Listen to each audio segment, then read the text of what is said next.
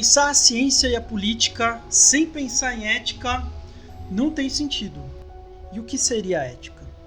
Eu acho interessante pensar que a ética tem uma diferença fundamental com relação à moral. Enquanto a moral ela estipula valores que dizem o que é o bem e o mal, a ética pensa sobre o bom e o ruim. Vou explicar. Matar alguém, do ponto de vista moral, é uma ação feita por pessoas más. Há até um mandamento que determina isso, um mandamento bíblico, que é não matarás. Agora, do ponto de vista da ética, seria interessante avaliar em qual contexto uma pessoa matou a outra, se foi cometendo um crime, uma briga, foi em legítima defesa. Em alguns contextos, matar alguém pode ser uma ação justificável. E após fazer essa avaliação, a ética finalmente dirá se a ação foi boa ou ruim. Em outras palavras, a ética se preocupa muito mais com as condições de aplicação dos valores do que com os valores em si. Na modernidade, quem pensou bastante sobre essa questão foi o Kant, sobre quem eu comentei em outro vídeo onde eu falei sobre a teoria do conhecimento desse filósofo, mas hoje vou falar sobre o pensamento dele sobre a ética. Voltando ao exemplo do não matarás. O que o Kant diria? Que esse mandamento ele trata-se de um imperativo, que é praticamente um sinônimo para mandamento. O imperativo funciona como uma ordem a ser seguida pelos seres humanos em geral. Quando você recebe uma ordem, é possível se relacionar com essa ordem de duas formas. De forma hipotética, que seria o imperativo hipotético, e de forma categórica, que seria o imperativo categórico. Portanto, há dois tipos de imperativos. Na primeira opção, você vai me perguntar, mas por que eu não posso matar? Aí eu vou te dar uma justificativa. Bom, se você matar, você vai preso. Aí você me diz, bom, eu não quero ir preso, então não matarei.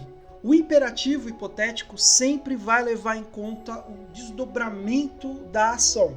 Se esse desdobramento trouxer um benefício, a ação é boa. Agora, se ele causar um malefício, então a ação é ruim. Na segunda opção, não há uma pergunta sobre o motivo de não praticar a ação. Estou falando então do imperativo categórico agora. Bom, então a ação, nesse caso, ela tem um valor em si.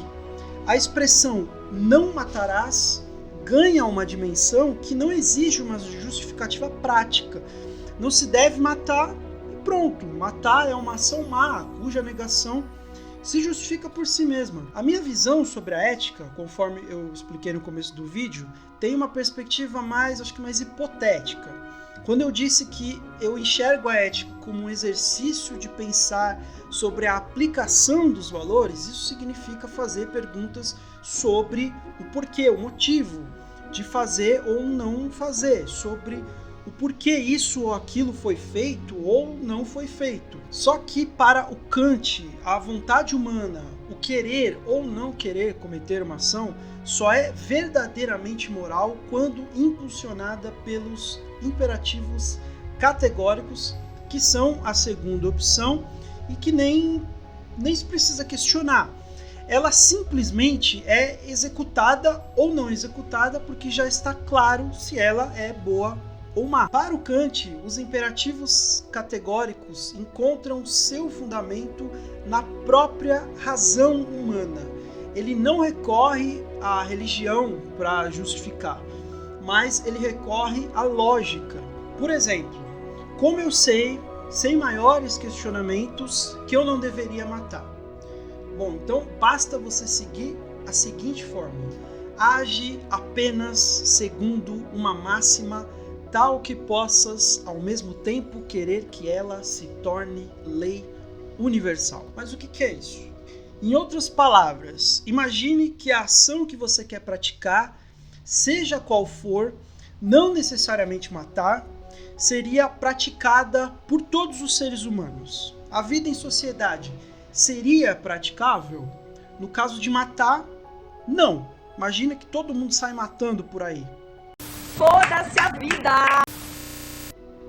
Ia dar ruim. Mesma coisa com o roubo. Imagina se todas as pessoas começassem a roubar. Mesma coisa a traição. Mesma coisa a maledicência. E por aí segue uma lista infinita de coisas. Quando um valor pode ser aplicado universalmente, ele é um imperativo categórico. Ou seja, por exemplo, e se todas as pessoas se respeitassem?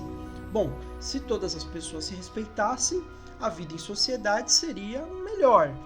Legal! Bem louco! Pronto, nós descobrimos uma ação que pode ser aplicada universalmente, nós descobrimos um imperativo categórico. E eu usei a simples lógica para chegar a essa conclusão. Eu não consultei um guru, um padre, um pastor, nada disso. Quando um valor é bom em si, não precisa haver maiores justificativas. O imperativo categórico se sustenta por si mesmo. Não precisa perguntar sobre as consequências dessa ação, a não ser quando eu vou aplicar aquela fórmula, né? Eu me questiono sobre se ele pode ou não ser aplicado universalmente. É a única pergunta que eu preciso fazer. Para o Kant, a aplicação desses valores são um dever e cabe à razão direcionar a vontade humana para o cumprimento desses valores. Então, a capacidade da razão em direcionar as ações de acordo com os imperativos categóricos chama-se autonomia e foi defendida por Kant em um dos textos mais conhecidos do movimento iluminista, chamado Resposta à Questão: o que é esclarecimento? Nesse texto, o Kant faz um apelo ao uso da razão e ao desenvolvimento da autonomia entre os seres humanos para a construção de uma sociedade superior ao que nós obtivemos, né, em relação à experiência com a Idade Média, que era tutelada pela Igreja e pelos nobres. No caso, esclarecimento e iluminismo são a mesma coisa e representam a grande meta da modernidade, que é emancipar o ser humano das crenças dos reis, né, para que eles possam se libertar das guerras, das doenças, da miséria, enfim. Esse era o grande sonho dos iluministas e, portanto, da modernidade. Bom, esse foi o Kant falando de ética. Esse vídeo encerra a série sobre filosofia moderna. Claro que tem muito mais para falar sobre o assunto, ele é inesgotável, mas eu encerro aqui a minha proposta. Beleza, até!